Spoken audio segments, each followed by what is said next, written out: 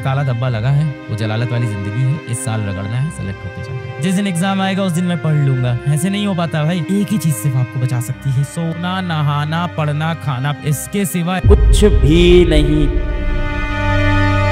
Follow the batch, do not change teachers. कि ये topic इस टीचर से पढ़ लेते हैं, वो टॉपिक उस टीचर से पढ़ लेते हैं, ये सब काम नहीं। तीसरी इंपॉर्टेंट बात, नेवर हैव बैकलॉग। संडे से पहले अपना बैकलॉग मैं खत्म कर दूंगा। सोने, नहाने और पढ़ने के सिवा जीवन में कुछ नहीं। जितना मैं डिटेल में गया, डिटेल में समझा, सोना, नहाना, पढ़ना, खाना पकड़ लो, इसके सिवा कुछ भी नहीं। मतलब मैं एवरेज लगा रहा था तो 16 घंटे ही निकल के आ रहे थे। 10 आवर की इफेक्टिव स्टडी होती थी, सारे टेस्ट देते थे और इन सब टेस्ट का एनालिसिस करते थे। बहुत हार्डकोर रिवीजन करते थे, बहुत ज्यादा रिवीजन करते थे। रिवीजन ऐसे पूरी कॉपी पलट कर नहीं करते थे, खुद से अपने शॉर्ट नोट्स बनाते थे। शॉर्ट नोट्स बनाया कि नहीं आपने? यही सब थोड़ी प्रॉब्लम, इसलिए आप रिवाइज नहीं कर पाते, क्योंकि आप रिवाइज करते वक्त पूरा चैप्टर पढ़ने लगते हो। हर चैप्टर के बाद आफ्टर एवरी चैप्टर, कोई आफ्टर एवरी लेक्चर बना रहा है तो कोई आफ्टर एवरी चैप्टर बना रहा है, और आफ्टर सिलेबस कोई नहीं बना रहा। जो तुम सोच रहे हो कि एक बार सब खत्म हो जाएगा,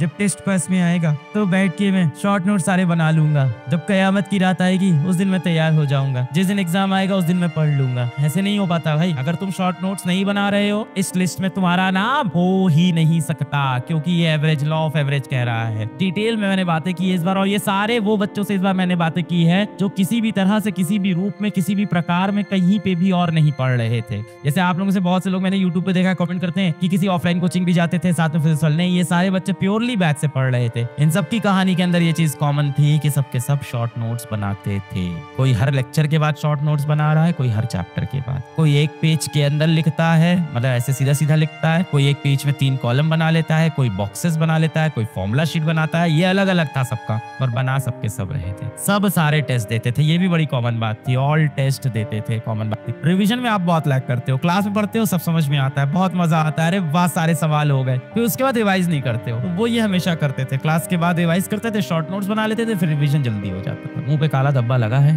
वो जलालत वाली जिंदगी है, इस साल रगड़ना है, सेलेक्ट होके जाना है। लोगों को अपने हाल में छोड़ना सीखो यार। वो बोलते नहीं है कुत्ता कुत्ता भौंके, हाथी हाथी चुप, इसका मतलब ही क्या? कई बार लोगों को उसके हाल पे छोड़ना पड़ता है। If you are silent, it doesn't mean you do not have words to say. You have words to say, but you don't want to waste your energy there. मेरे पास ऑर्गेनाइजेशन के लोग एक अलग अलग सजेशन लेके आते हैं, यहाँ से ऐसा करेंगे सर, क्या कमाल का आइडिया, क्या लग जाएगा। छोड़ दो, हर किसी की बात का रिस्पॉन्स देने की एनर्जी थोड़ी ना है। दुनिया में 10 लोग बोलेंगे, आपका रिस्पॉन्स ही देते रह जाएंगे जीवन भर। अपना काम कब कैसे करेंगे? पॉजिटिव एनर्जीज यूनिवर्स को आगे लेके जाएगी, और क्या।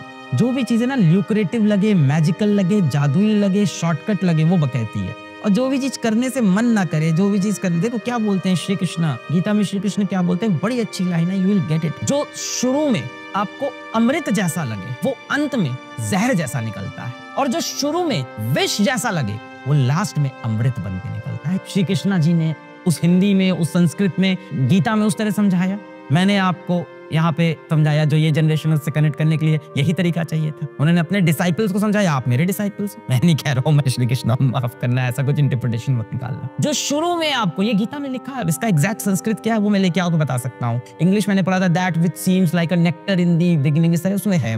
संस्कृत वर्ड में ले आऊंगा मैं। ये गीता का एग्जैक्ट श्लोक है, ये 2 लाइन्स है कि शुरू में जो आपको अमृत जैसा लगे, वाह क्या बताया मेरे दोस्त ने, ये 500 क्वेश्चंस डन। क्या बताया मेरे दोस्त ने, फॉर्मूला पढ़ लो, डन। क्या बताया मेरे दोस्त ने, 4 ऑप्शन में से एक तो मैच करेगा, चेक कर लेंगे, डन। जो अमृत जैसा लग रहा है वो अंत में निकलेगा जहर। जो शुरू में जहर जैसा लग रहा है, कितना टफ है, पूरा चैप्टर पढ़ना पड़ेगा। एक ही सवाल तो आता है इस चैप्टर का, पूरा पढ़ के जाऊं, इंपॉर्टेंट कोई बता दे, कुछ कोई क्वेश्चन बता दे, इसमें से फंसेगा। इस क्वेश्चन को ऐसे करेंगे, ऑप्शन मैच नहीं करा सकते क्या? शायद हो जाए, शायद ही होगा। जो शुरू में जहर जैसा कठोर लगे, वो लास्ट में अमृत जैसा मीठा लगता है। तेरा असल काम, असल कर्तव्य कुछ और है, असल कर्म कुछ और है, तू कहीं और दूसरी दुनिया में फंसा है। सर कैसे होगा मेरा? हिम्मत से बेटा, हिम्मत से अपने दिमाग पे कंट्रोल करना पड़ेगा। सोल्यूशन एक ही है, बार बार वापस आना, गिव अप नहीं करना। एक ही चीज सिर्फ आपको बचा सकती है, consistency is the king. Consistent रहना। दिमाग बार बार भागेगा, आपका मन बार बार आपको छोड़ के भागेगा, आपको उसको पकड़ के वापस लाना पड़ेगा। मन फिर भागेगा, मन को फिर पकड़ के वापस लाना पड़ेगा।